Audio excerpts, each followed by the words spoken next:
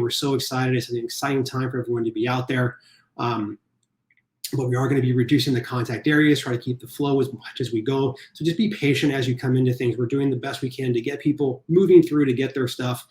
We know a lot of people are traveling. It's a stressful time. I think it goes into some of the mental prep you have. Also controlling what you can control. Everyone's going to be signing up to come get their bibs and get their materials for the race. We're hoping that will keep the density down a bit as well and keep everyone flowing through. Because again, we want that experience to be as positive as we can. Everyone's going to be nerves. I mean, I'm sure Gordon, as you know, when you get the bib, it almost feels real at that point. Good point, Ben. Two really good points that you made, and thank you for going through all of that. One is patience, which I think is something that we have all learned throughout the past 18 months, as well as through marathon training. Just when you come to New York for the marathon in 6 weeks, 7 weeks, just be patient with everything that's going on. As we know, things can change, things can be unpredictable, and we just all need to realize that we're all in this together. We are all working together to make this marathon safe, healthy, and all the other things that a marathon should be, like the experience of a lifetime. People have waited a really long time to run this marathon. And to run any marathons. As we all know, most events were canceled last year, most in-person events. So this is just such an exciting moment. And the other point that you made that's so true is that we can only control what we can control. And that's true in marathon training. And we're going to go into some of the specifics of that. And that's also true in terms of keeping yourself as safe as you possibly can. So to follow the protocols, follow the procedures. They are there to keep you safe and to keep other people around you safe. The only other thing I wanted to mention, Coach Ben, and this was in the email yesterday, is we are making special provisions this year for people who do test positive for the virus within 14 days and therefore are unable to run the race. We absolutely don't want someone coming to New York if they have COVID and trying to run a marathon. That's a rule, no matter what. Don't run a marathon when you're sick, but especially in the current environment. And we will allow you to come run with us again next year. You will be able to defer your entry to next year. And this is also true for people who are affected by the travel bans. And as we all know, if we've been watching the news, listening to the news recently, those are in flux right now, where it's looking like they're going to be lifted, but people have to make plans. So if people can show us coming in from another country that has been impacted by travel bans, that they are not able to get to New York, are not able to make the arrangements, even if the ban actually is not going to be in effect on race day, we will again allow them to defer to next year. And again, all those details are in the email and as well as on our website, tcsnycmarathon.org. Yeah, that's great, Gordon. Again, the website has all the information in there. It will be updated from time to time. Again, this is, as they say, a fluid situation. We're always trying to get the most information out there as quickly as we can. Any questions that you may have, if we do not get them today, or have questions that maybe are not answered, please send an email to help@nyrr.org. Our runner services team will get back with you as quickly as they can. Please be, understand there's a lot of runners asking questions right now. A lot of information is going there. So please be, again, patient, waiting for that reply. They will get back to you as quickly as they can. We're trying to give as much information as we can. But again, we want to answer the training questions as well today. But definitely want to make sure that runners that have some questions out there today about the emails, about the safety, we'll try to get those as much as we can. Again, and obviously when you're doing an event like this, we want the sanitation to be as clean as we can. So again, if you're going to the Expo, the Run Center, any indoor facilities, even out there on Staten Island, we will have sanitation stations to clean your hands. We recommend, keep yourself as clean as you can. Try to avoid rubbing your eyes, your nose, your mouth. Use all the wipes we get that are provided, or bring your own. The hand sanitation. Just keep yourself as clean as you can. Try to keep that 6 foot of distance.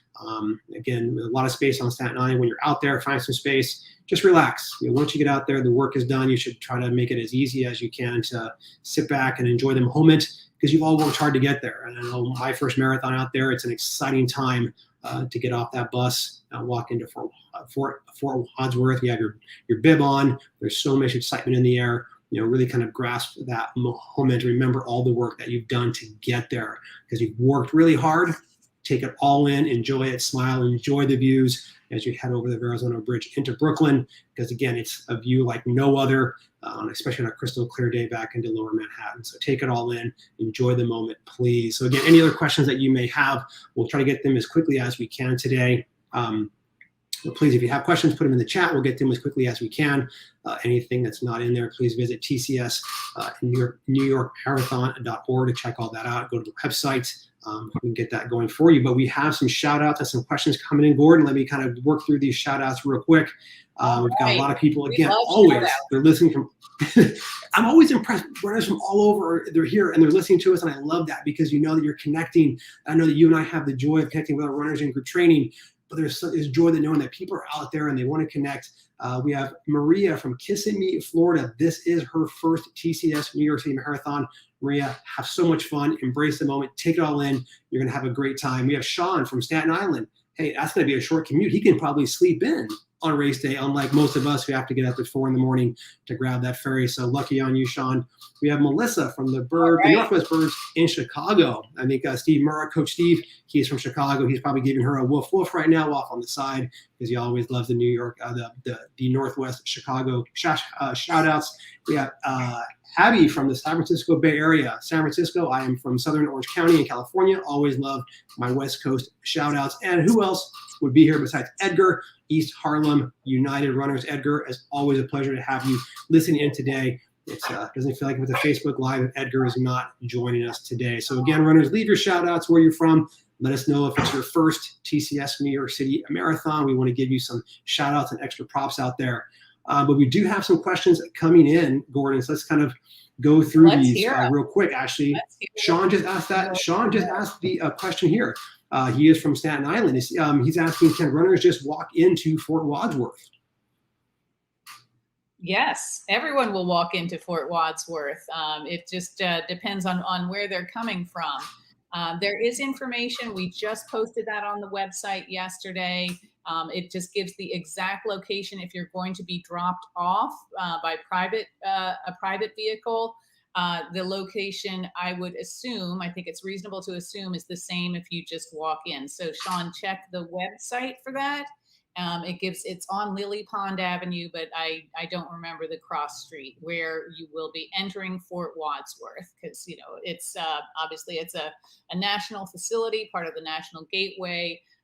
So there'll be there'll be specific places where you can walk in, but just check the website for that. There's a start page that has information about where you can enter. If it's not on the start page, it'll be on the transportation to the start, because most people will be arriving in some sort of a vehicle. So just check that page. The vast majority of runners will be taking official New York Road Runners transportation, which includes either a Midtown bus, a New Jersey bus from MetLife Stadium, or the Staten Island Ferry, which we have used for many years. So you will be getting your assignment. People should have signed up for the official transportation. If you haven't yet done that, you will be able to sign up for that at the Expo. We really do encourage people to take the official transportation. It's your departure time is designed to coincide with your start time, which will be assigned in October, very soon. And so it'll ensure that you get to the start in time for your wave. Part of the way we are reducing density this year on the course and in the start area is we usually have 4 waves, and we are having 5 waves. So some people will be starting a little earlier, some people will be starting a little later, just to keep the density in the start corrals and on the course lower than it's been in the past. We've also reduced the field size a little bit. That was a big note in the TV coverage, that we will not have 53,000 runners as we had in 2019. We'll have about 30,000. We think between 30 and 35. It really depends, again, on these travel bans and how they impact our international runners. But that, again, is designed to reduce density and ensure that everyone can practice social distancing.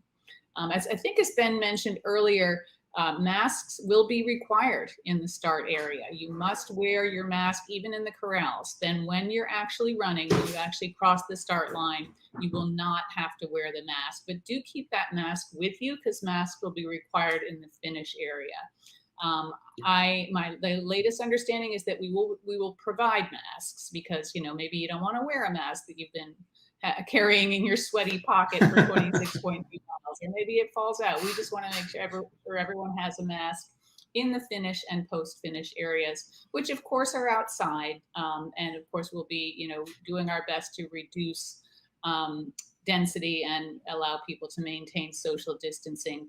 But we feel like that's a sensible and health preserving precaution that we're going to take, is provide everyone with just a standard surgical mask, you know, the two layer light blue mask that we're all very familiar with, to wear in that post-finish area. So very long answer to your question, Sean. The short answer for you is yes, you may just walk in and check the exact location on the website. Great question. Yeah, and Fred had a similar question that I think you touched upon. He was asking about, you know, what has been done to shorten the long wait times and any exposure at the Village in Staten Island. And like you mentioned, we do have a reduced field size. We have more waves. You know, the transportation time frame has been spread out a little bit more. Again, we're trying to get more space. I mean, just the reduced field size, and, you know, we love our field size. Having 50,000 runners out there, for runners who have experience, that is a fantastic experience. This year, it may not be so exciting for some runners who aren't quite comfortable with that large of a crowd. So just, you know, just the sheer reduction in volume. All of the tents that are going to be out there are all open-sided. So again, it's all about all about that airflow. So Fred, be sure that we have made every precaution that we can to limit your time on the island, exposure. There's a huge amount of space on Fort Wadsworth. You should be able to have no issue finding, you know, a space to give yourself some distance out there from everybody else. Just sit down, or, you know, lean up against something, close your eyes, you know, kind of visualize. We'll go about that in a second, but just kind of take in the moment as best as you can. So thank you so much for those questions, Sean and Fred. We have a couple other questions here that I will work through. I think Billy is the first name. He's asking about cameras on race day. And the short answer is yes, you can have a camera. It can be attached to your torso or to your forehead. I guess you can carry it as well, but that'll be very bouncy. If you are going to carry it, selfie sticks or camera mounts or rigs cannot be attached to the body. So again, it has to be like attached flat against the chest. It can't be a stick that's out, or a handheld stick of any kind. So again, if anything, if you're going to be using a camera when you run, it has to be fixed to the body itself, whether the torso or your forehead. If you're going to carry it in the hand, it has to be handheld. It cannot be on a stick. Again, a lot of people out there do that. Hopefully those, you know, capturing the moment is always what we like to do, but you know, anything on a stick will be, you have to get rid of the stick and then figure out another way to carry that camera. And obviously you don't have to carry something in your hand if you're not used to that for 26.2 miles. So thank you so much for that question. Donna had a great question, Gordon, about the bib pickup. Can another runner pick up a bib for you if you're not able to make it? Yeah, no, we do not allow. That's called proxy pickup, and that's not permitted this year. If you have an extremely extenuating circumstance, please do email help@nyrr.org as far in advance as you possibly can. But in general, we require runners to pick up their own bibs at the run center. You can bring someone with you. We were concerned about people, for example, who, you know, have a child, and, you know, they don't want to just leave the child out on the street while they go into the expo and pick up the bib. That definitely is not safe. So and children are not are not able to get vaccinated. Children under 12, as we all know, in this country cannot get vaccinated at this time. So you may bring someone in with you. You may bring and that person has to wear a mask if they're a child under the age of 12. If they are 12 or over, that person is subject to the same requirements as you are in entering the expo and entering the Javits Center. They need to either be vaccinated or show proof of a recent negative test. Thank you, Gordon. That's awesome. Yeah, so make sure you get in there and email over. You know, it'll be obviously we're doing everything we can to ensure that people can practice social distancing. So you do need to sign up for a time to pick up your bib at the Expo. And that we announced that a little over a month ago, and that is still open. You can, if you've already made your selection of your time and date and need to change that, you can do that up until 4 p.m. on November 6th, which is the day before the marathon.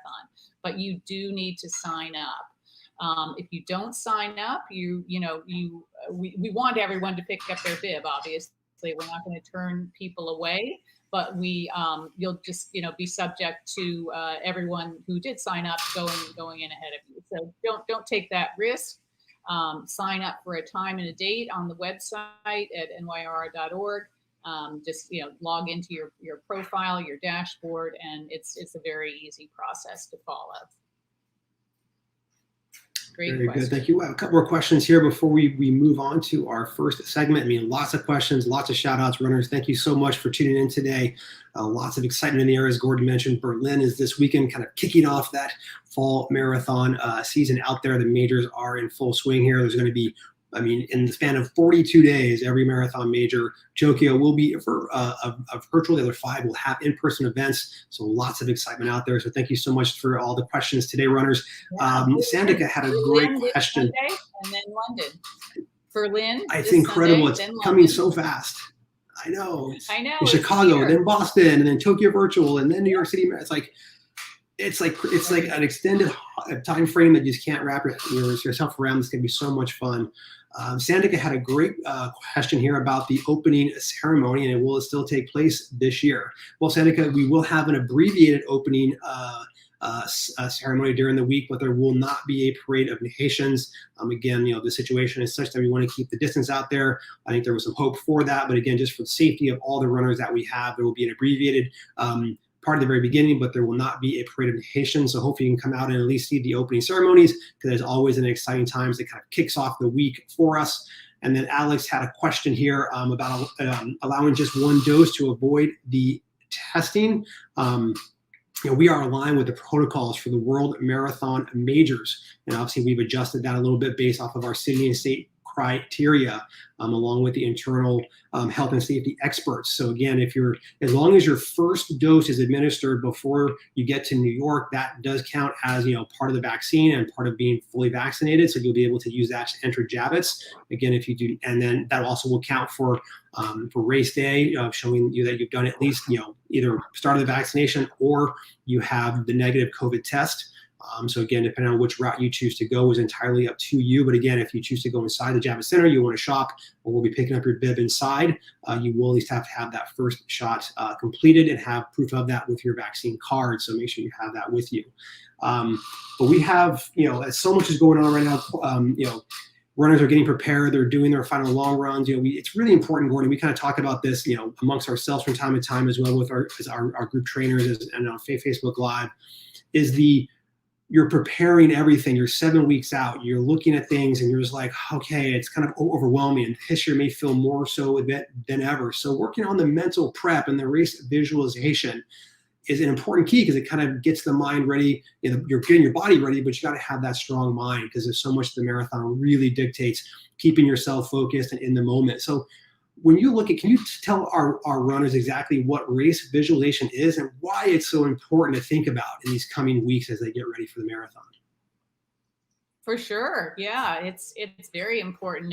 And I like to tell people 2 things. One, it really is just a fancy word for kind of putting yourself into that race mindset. And 2, it's visualization, which is, visualizing with your eyes. But I like to maintain that the more senses you can engage through visualizing the race, the more effective it will be. So it really is just, and I like to do it by just putting myself in sort of a quiet, almost meditative state, and just envisioning what race day is going to be all about.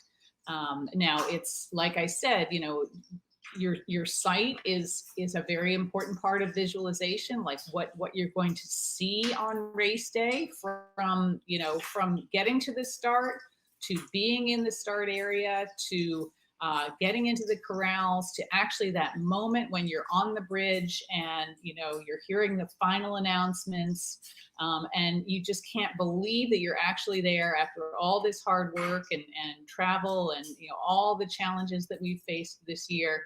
And then boom, the cannon goes off, the starter says go, and you hear New York, New York by Frank Sinatra. And it's all happening. Everything that you've been training for is happening. And like I said, you're visualizing it. You can visualize it in advance, but you can also, what is that going to feel like? What is that going to sound like?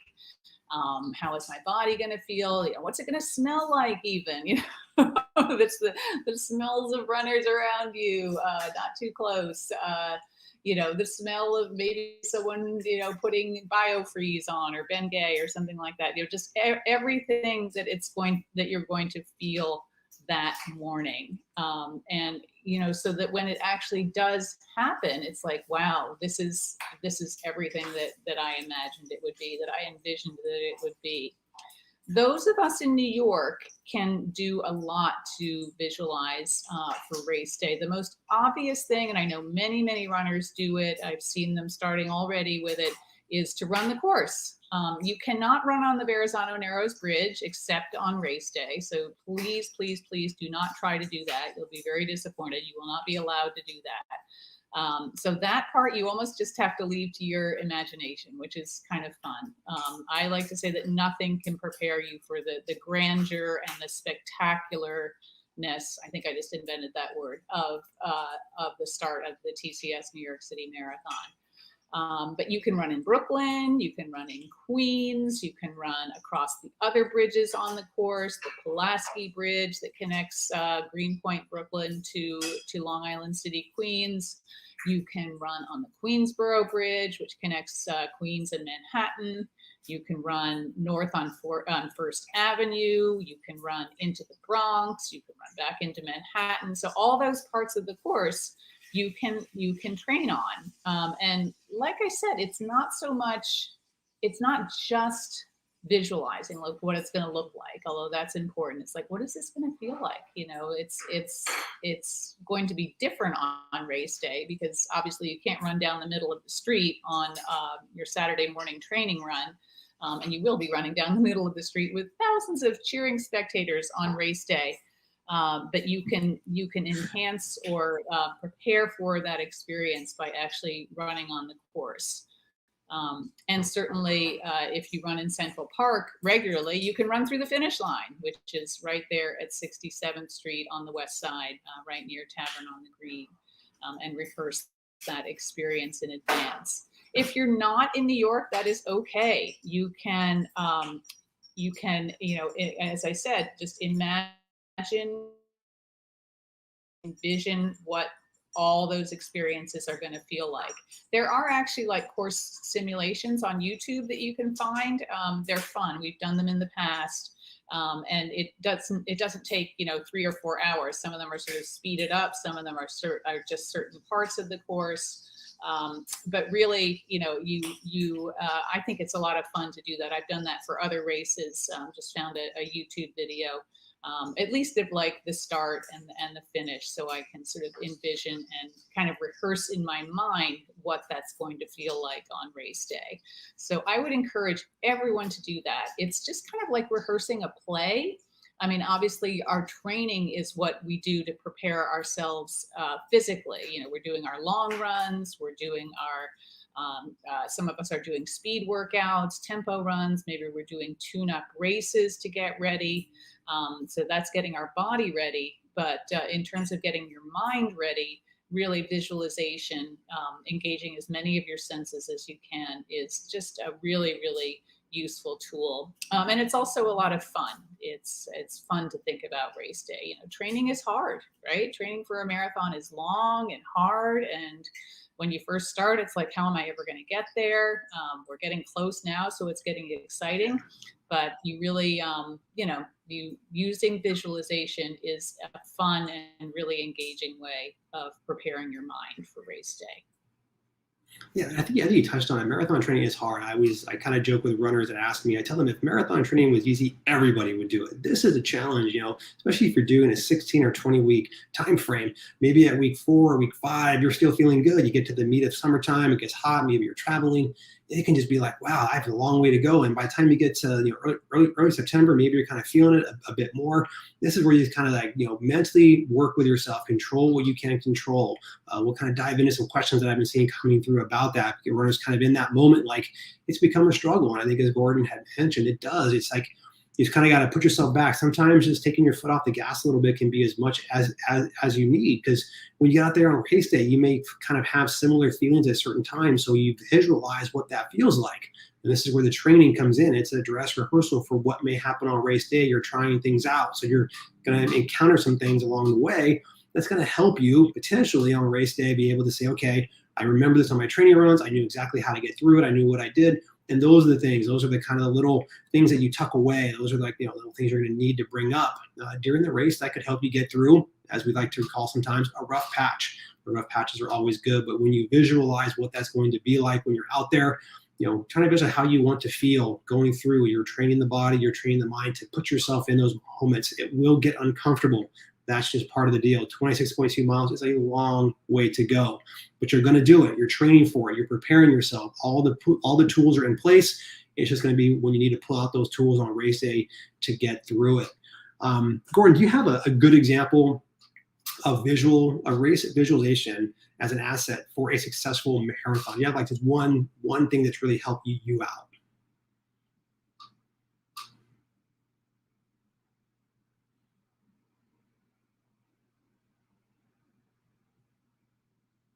Did we lose Gordon? Oh, I know we lost Gordon on that. Oh, there she is. Right? There are a lot of middle miles in a marathon. You get in the case of New York in particular, the first 2 miles are extremely exciting, and they are in any marathon, but I think particularly in New York, because that experience of being on the Verrazano Narrows Bridge is overwhelming. It's spectacular. There just aren't enough superlatives to describe how exciting it is, because the views are incredible. You have so much energy that adrenaline that you're sort of flying on. The first mile of the race is uphill, but I'm not kidding. You'll barely feel it, because you'll just be so excited to be there. And then the second mile, as you come off the bridge into Brooklyn again, is really, really spectacular.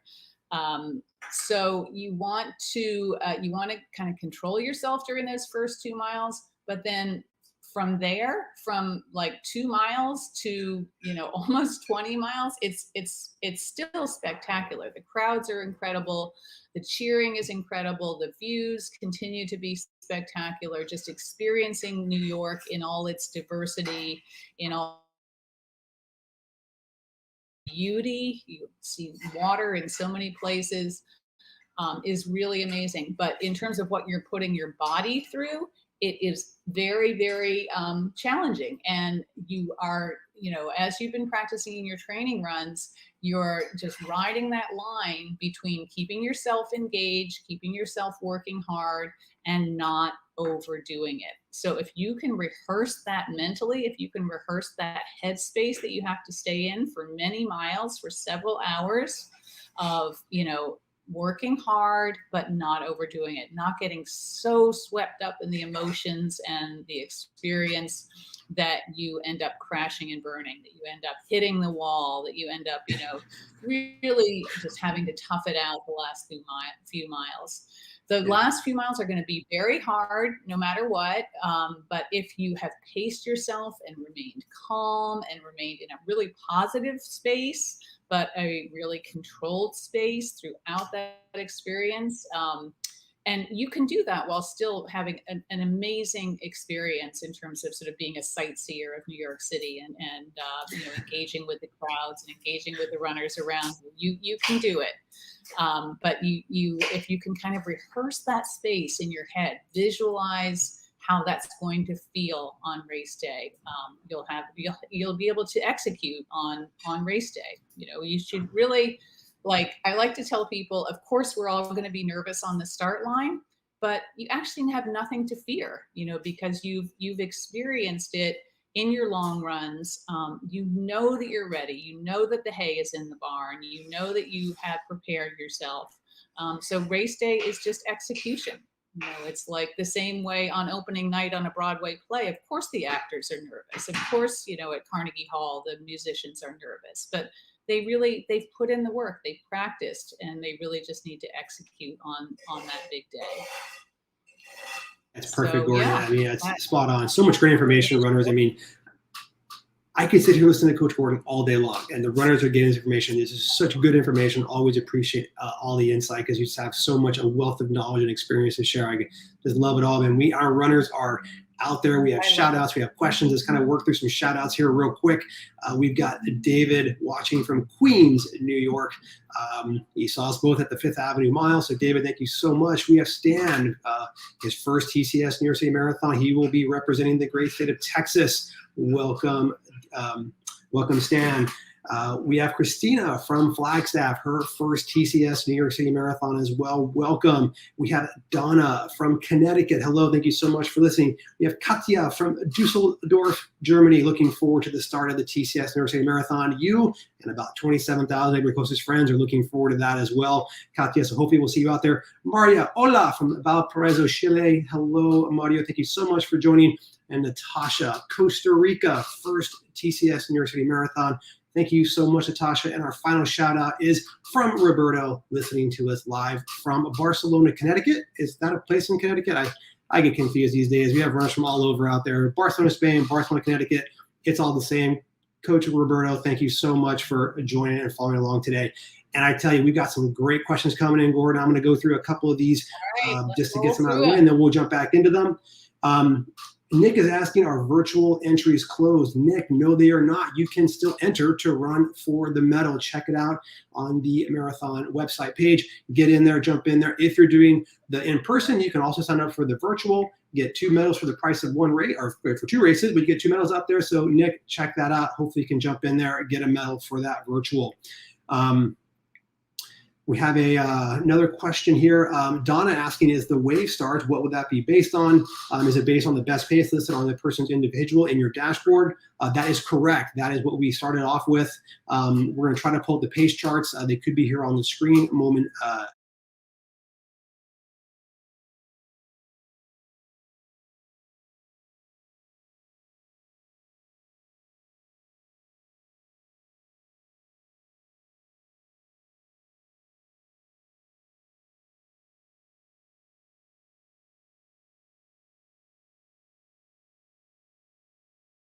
Just take your time, enjoy the views, have a fantastic day. Paolo is asking, is the Metro going to be free on race day? Paolo, I don't think our MTA is that generous, but again, it's only $275 for a one-way fare. You can use your phone, or you can buy a single ride swipe, so jump in there and get that, but hope to see you out there, so appreciate that. And then we have Francesca asking, if you're quarantined for close contact who has tested positive, what should they do? Well, Francesca, obviously part of the requirements is you're going to have that negative COVID test to enter the race. So again, if you've had a close contact, you'll have to produce that negative test. Please check in your local area, or if it happens when you get to New York, unfortunately, please check the websites or do a Google search to find a COVID test area near you to get that, because you will have to present a negative COVID test to participate in the race. As Gordon touched on earlier, Gordon, you can touch on it again for runners that do have a positive test that are not able to run. What is one of the nice things that New York Road Runners is doing for them for this year? Yes. A positive test from the 14 days leading into the race, and I believe that starts on October 24th. But check the website to be sure. You will be able to defer your entry to next year. So there's a link to that page from our health and safety page on the website, which is just at tcsnycmarathon.org. Yeah, that just flashed up. So please check that out and find out what you need to do. We really want to accommodate everyone, and we will accommodate everyone. People do cancel their entry every year for a variety of reasons. Unfortunately, some people get injured, or just, life happens and they're just not ready. Those people can still cancel for those reasons, but they do not have the automatic deferral. So just make sure that you're following the instructions if you need to defer your entry because of a positive test. Because that's something that we see has been affecting the other marathon majors as well, and we really want to accommodate everyone who's in that situation. Yeah, so keep tabs on that. Keep yourself safe. I mean, you've worked very hard. You're going to want to be out there on November 7th with all of your closest friends, getting through those 26.2 miles. A couple quick questions from Christina and John, kind of asking similar questions here that I'll answer. They're asking, Christina was asking about family members allowed into attend into the expo to pick up your bib. Yes, you'll be able to bring one additional person with you. And then that comes into John's question, will young children be allowed into the expo without proof of vaccination? Yes, only if they're under the age of 12. So families out there who are bringing children or families with them to the race, if one of those people will be attending the expo with you, and you'll be entering the Javits Center to pick up your bib and shop at the vendors. I know New Balance is going to have a fantastic space with all kinds of marathon gear. Always got to get the swag. It always looks good. If any of your family members are over the age of 12, they will have to provide, you have to be vaccinated to enter the Javits Center. So make sure they have that with them, or they will not be allowed entry into Javits Center. So appreciate that. We have some great training questions here, Gordon. Go ahead. Oh, good. Great. Yeah, no, I was just going to add what you were saying about the expo. Just all of this is to allow us to keep density low and to maintain social distance and, thereby keep everybody safe. It's going to be a different kind of expo experience this year with the focus on safety. But yes, you will still be able to shop at the New Balance store, which is wonderful. But there'll be fewer other activations overall, just in the interest of keeping everyone safe. Yeah, and then David had one last question here. Is a negative test still required even if you are vaccinated? The answer is no, David. If you are vaccinated, all you have to do is bring your vaccination card or the Empire Pass if you are here in the New York City area to show that as proof of vaccination. A negative test will not be required in addition to your vaccination status. But we have some training questions here, and I touched on it a bit earlier. Some runners in this point of their training may be struggling a little bit. And Alex has this one. He's feeling a little bit tired, a little bit burned out. I think it's pretty common for most people as you get to this stage of your training. But he doesn't want to quit. He's supposed to figure out how to push through that mental and physical blocks he's having. So what are some tips that you can provide Alex, Gordon, on how to kind of work through that, get through these next 4 weeks, because it is going to be challenging? Absolutely. And this is very common. We're not quite in the home stretch. We're not, it's not time to start tapering quite yet. And, but we've been training for a long time. Many of us started in June or July, trained through the summer in most cases. So it's very common to feel a little bit tired and a little bit burned out. The best strategy for managing that is to recognize it, first of all, which is good. You've done that. You've taken the first step, and to feel motivated to reach the finish line, get to your goal. But what you want to do is just back off for a little bit. If that means taking a few days off, if it means shortening your next long run, if it means turning, some of us just have sort of what we call rest days where we still run. Maybe just make those days complete rest days where you don't run at all. Lower your weekly mileage overall. I'm going to guess that maybe you've been following your training program really, really well, hitting all those long runs, all those speed workouts. I like to say that it's a training log, a training program rather, is the guide. It is not set in stone. So if your body is telling you that you are pushing it a little bit too hard and that's leading to burnout, then you need to respond to that. Most training programs are written, with sort of an overall audience in mind, so they're not going to be absolutely perfect for everyone. So I would say take a few days off, shorten your long run. And also just kind of check in on the basics. You know, are you staying hydrated? Are you eating well? Are you getting good sleep? Are you, just taking care of yourself in terms of stress management? I know these things are hard. We are not professional runners, most of us. We have lives outside of running. You know, it's easy for me to say, oh, just get more sleep. You know, I don't know, what your life is like. You know, maybe you have an incredibly high stress job, or, you just had another baby or something like that. Um, do the best you can. But the thing that you can control is how much running you're doing and how hard you're doing it. And it sounds like your body is telling you just need to do a little bit less. You don't get a medal for a perfect training log. You get a medal for crossing the finish line, and you'll have a better chance of crossing the finish line. You'll have an excellent chance of crossing the finish line if you go into the race not feeling burned out. And feeling really, really excited for those 26.2 miles, rather than, oof, I feel a little bit like toast and I haven't even started. Hope that helps. And trust me, it's very common and very It is so true. I mean, and obviously, there's all part of life. You know, you and I, we always lament. We're both parents of current high school juniors. I think if shorting having a 2 or 3 year old, it could be the toughest job out there. So again, if you're parents out there, just breathe, just take it all in. Your running should bring you joy. So just take that in. But you touched on the training program a bit and how the program is adjusted or tweaked and what runners should be out there. And Brandon had a great question. Should you run a full 26.2 miles for your marathon as part of your training? That's a great question. Most programs do not recommend running the full 26.2 as part of training. And that is because it's a really long way to run. And there's something that's built into every training program that is called a taper. And that is a period, usually the 3 to 4 weeks leading into race day, when you are actually reducing your mileage, you're reducing the length of your longest run, and you're dialing back especially in the final couple of weeks, and certainly the week before, you're dialing back on the intensity as well. That is to rest your body, allow it to absorb all the training that you've put in, and have you feeling really fresh on race day.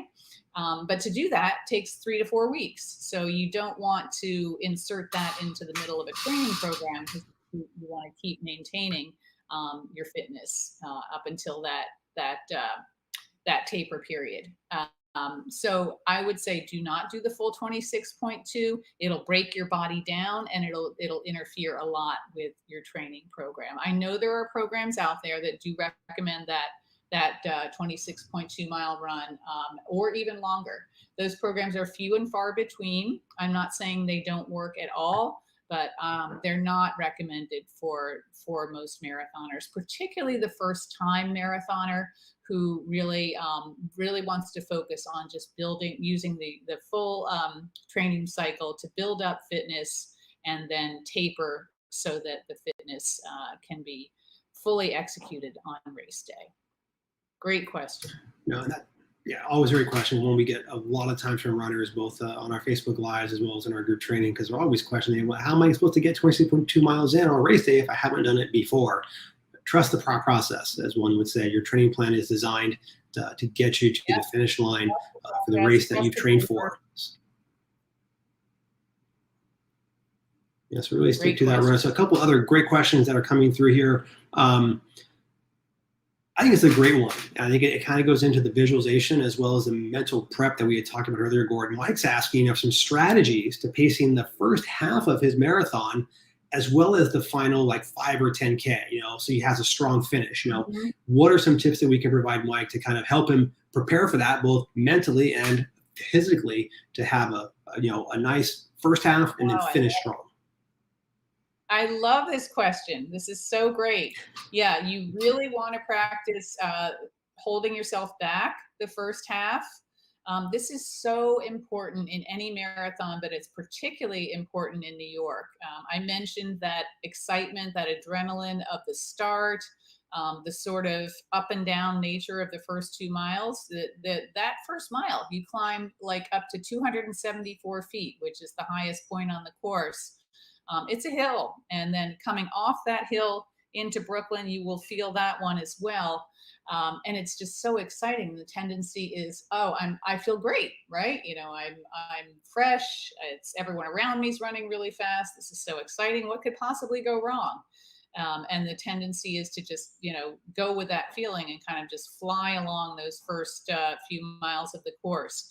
After you get off the bridge, the course is very flat for really like the next 10 miles through Brooklyn. 10 and a half miles until you ascend the Pulaski Bridge over into Queens. And again, there's a lot of crowd support, a lot of excitement. I think, you know, the crowds may be a little smaller this year, just, you know, because people not running the marathon want to practice social distancing as well. But they will be very enthusiastic. New Yorkers love the marathon, and they will be out there cheering their hearts out for you. And again, you want to enjoy that energy and feed off it, but not let it carry you into an effort, into a pace that is not sustainable for the 26.2 miles of the race. So the strategy should be, if you feel like you're going too fast, you definitely are. So hold back.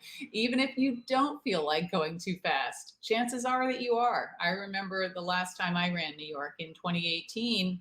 I felt great in Brooklyn, and I was on schedule. I, you know, kept looking at my watch, and I wasn't going too fast. But you know, in the end, I was going too fast. So even if you feel really, really good and like you're controlling your pace, dial it back a little bit. A coach said last weekend on one of our weekend long runs, she said, it should almost feel annoying, you know, that you're like, oh, I'm going so slow. That's really annoying. This is going to take forever. That's a good feeling. That's what you want to have. As for the last 10K, yeah, after you hit 20 miles, you really want to do a gut check at that point, because, you know, the race is not over. You still have 6.2 miles to go, but the way your body is feeling is very real at that point. So it's just managing your energy output, managing your fueling. Really, really important to fuel throughout the race. And I'm sorry we don't have a little bit more time to discuss that. But definitely 20 miles, you know, if you're feeling under fueled, have some more, whatever you're fueling with. We will have Honey Stinger energy gels out on the course. You're welcome to bring your own nutrition with you, as long as it's not in a backpack. You cannot have a backpack, but you know, there's all kinds of fuel belts and pockets and what have you. And so make sure that you're well fueled at that point. And then just mile by mile. We like to say, run the mile you're in, and that is never more important than in the last 10K of a marathon. It's easy to just feel like this is never going to be over, but it is going to be over. You're just going to take it mile by mile. If you need to break it down even more than that into half-mile segments, or even you know, several blocks at a time, or even one block at a time, that is okay. Just run the mile you're in, run the block you're in. Let the crowds help you at this point. You're probably not going to be feeling like you need to hold back. You're going to feel like you need to just, you know, really parcel out your energy and concentrate and give it all you have to get to the finish line. That's perfect. I'm going to go through a couple of questions here. We have a ton of questions coming up here. I mean, such good information from our runners. I mean, I love that the runners want to soak up all the information, and we've got to go. So let me kind of move through a couple of these real quick. Katya, she was asking about if for runners out there that have a question, you know, Katya is asking about her transportation to the start line. You know, maybe you got in there late, and some of the times we're done. If you want to adjust that, when you pick up your bib for the race, talk to runner services about a potential change. We encourage runners to please go with the time they selected. Don't just randomly go earlier or later. Again, safety is always the case. It will get crowded at certain points. So if you want to change, talk to runner services at the Expo, see if they're able to move things around. So when you pick up your bib, so keep that in mind, runners, that we ask you please to stay with the time that you have. If you're able to change it, do it at the Expo. Talk to runner services. They will work with you as best they can. Be patient. We have a lot of people, and you may not be able to accommodate that request, but you can always ask. It never hurts. Rachel was asking about she's running the Bronx 10 miler and the 18 miler coming up in the next couple of weeks. and will the best paces for those races help adjust her marathon pace? No, the best paces that we're using for your corral placements for the marathon were based off anything from the Harlem 5K, which was in mid to late August, and prior to that. So any race that you've done after that will not factor into your wave or corral assignments. If you end up running the Bronx 10 miler or the 18 miler, you have a great day. That just shows that your training is going very well and you're ready for marathon day. So don't worry about what the bib says on the front, what corral or wave you're in. You are training for the race that you want to run. So go have a good time out there.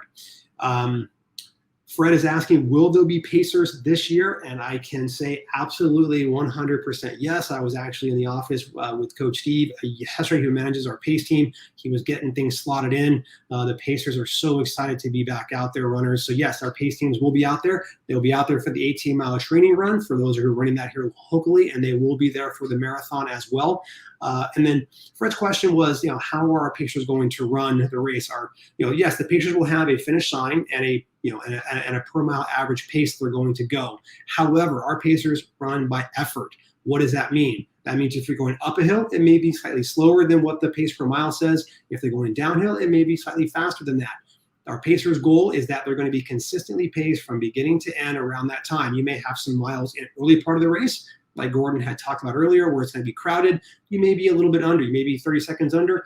That's fine. The pacer's job is to get that time. They know what to do. I've used the pacers for races in the past. They are fantastic. They will get you to where you need to be. Trust them. They'll get there. Just grab a shoulder, enjoy the ride over, and they will make it happen for you, Fred. So have a great race out there. Adam is asking about water stops on the course.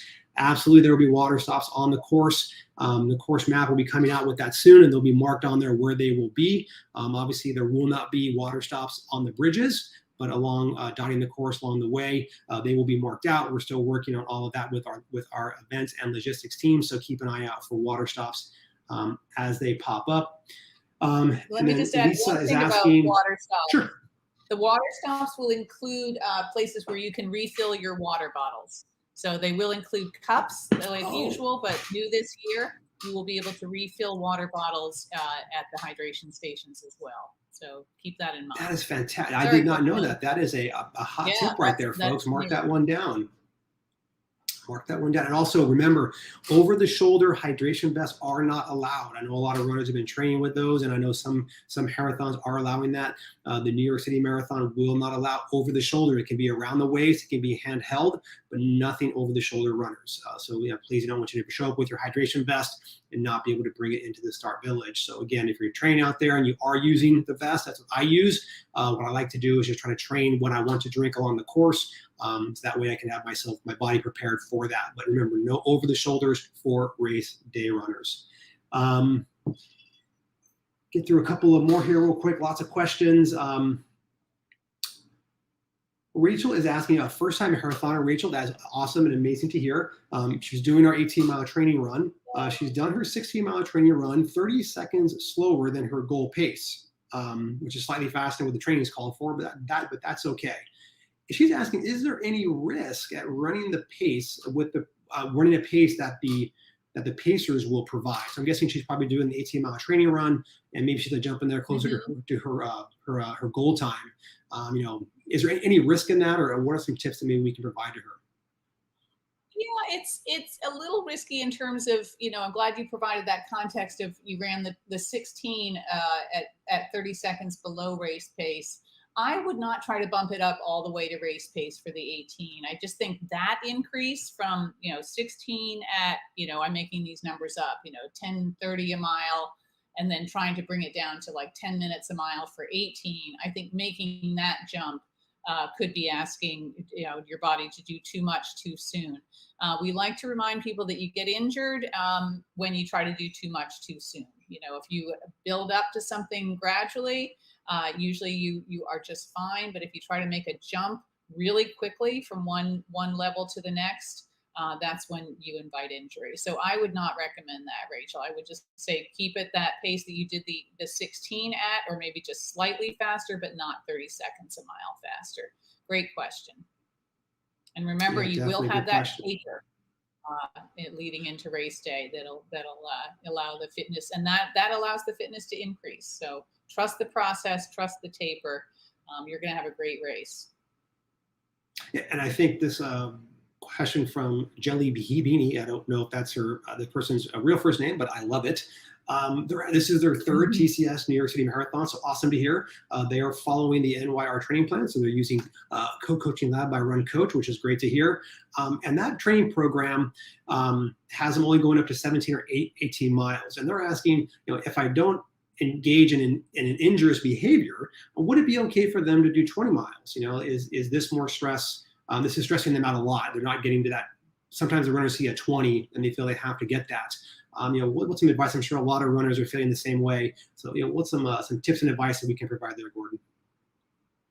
Yeah, no, I think at this point, you want to continue to trust the process, continue to follow your training program. And I really like to remind people, I know you do as well, Coach Ben, that 20 is not a magic number. Sometimes it feels that way. It's like, oh, I did a 20 miler. But, your body, what's more important is how long you are out there on your training runs. And, so try to keep that in mind as well. And, compare it to how long you're going to be out there on race day. But at this point, we're 6.5, 7 weeks out from race day. You want to continue to follow your training program and not make changes. And yeah, you're an experienced marathoner, so you can do this. You can finish 26.2 miles. So I would just encourage you to keep following your program. Perfect. I'm going to go through two real quick questions here. We have one from Lisa asking about a time limit for the marathon. Roads need to be opened up by 7 p.m. So don't worry about the roads closing up too soon. You'll be fine out there, runners. Again, just go your pace, go your race, have a great time, enjoy the moments that are out there. And then Casey, she's in a fundraising spot, and there were some issues with the transportation out there. Casey, please email help@nyrr.org, and they'll be able to help you out with your transportation for the charity that you have.